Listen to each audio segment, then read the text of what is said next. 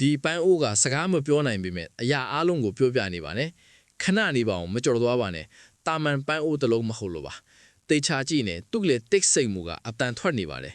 တချင်ကသူဟာနေရောင်မိုးရီတွေနဲ့မိတ်ဆွေဖွဲ့တဲ့တစ်ပင်တစ်ပင်ပါ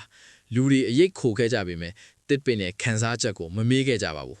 တနေ့မှခုတ်လဲခံရတယ်ဒါဟာထင်းအတွက်ပဲကောင်းတယ်တစ်တာလို့ပြောကြတယ်ပုံပြင်တက်တော်မြတ်မြတ်ဒီမာရင်ဆုံးသွားတတ်ပေမဲ့ဒီပုံပြင်ကမဟုတ်ပါဘူးတယောက်ကသူ့ရဲ့အလားအလာကိုမြင်ခဲ့တယ်မညီညာတဲ့အကွက်တွေထူးခြားတဲ့ပုံစံတွေကိုအရှိအတိုင်းထားခဲ့တယ်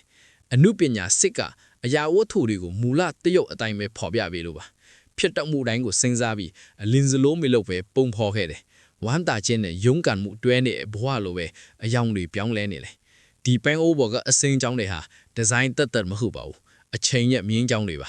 အရာအားလုံးတူညီနေမယ်ဆိုရင်အလှတရားဟာလည်းပြင်းစရာကောင်းသွားမယ်ဆိုတာတတိပေးနေပါတယ်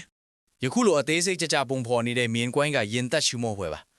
တစ်သားရဲ့မူလအလှတရားကိုပေါ်လွင်စေဖို့အစင်စင်စိတ်ရှည်လက်ရှည်နဲ့တေးသေးချာချာပုတ်တိုက်ချောမွေစေပါတယ်ဒီလိုအမှုပညာမြောက်တဲ့လက်ရတစ်ခုဖွင့်လာဖို့အတွက်ဒီကနေ့မှာတော့လူတွေကဒါကိုကြည့်ပြီးဇိမ်ကျလှပတဲ့အရာလို့ပြောကြတယ်ဒါပေမဲ့ဇိမ်ခံပစ္စည်းဆိုတာတောက်ပမှုမှမရှိပါဘူးဇိမ်ခံပစ္စည်းဆိုတာစိတ်ရှည်မှုပါပဲပန်းရီထဲဖို့တတ်မဟုတ်ပါဘူးပစ္စည်းတွေထဲမှာပုံပြင်ရှာဖွေတူတွေအတွက်ပြုလုပ်ခဲ့တာပါဒါဟာမင်းဘာမှဖြစ်မလာမှာမဟုတ်ဘူးလို့အထင်သေးခဲ့ရတဲ့လူတယောက်နဲ့တူပါတယ်မှန်ကန်တဲ့အခွင့်အရေးနဲ့ယုံကြည်လေးတစ်ခုကလူတယောက်ကိုအပြောင်မြောက်ဆုံးလက်ရတစ်ခုဖြစ်လာစေနိုင်ပါတယ်တင့်ကိုတာမန်လူထင်နေရင်ဒီပန်းအိုးကိုကြည့်လိုက်ပါအမြင်ပြောင်းရင်ကဘာကြီးလဲပြောင်းလဲပါတယ်မေးရမှာကဒီပန်းအိုးဘလောက်ဈေးကြီးလဲမဟုတ်ပဲပုံမြင်ကိုနားလဲလာပါ story လို့ရေးခဲ့ပြီးအမတ်တစိမ်းမှာဘလောက်ပြီးမလဲမှတ်ချက်ပေးပါ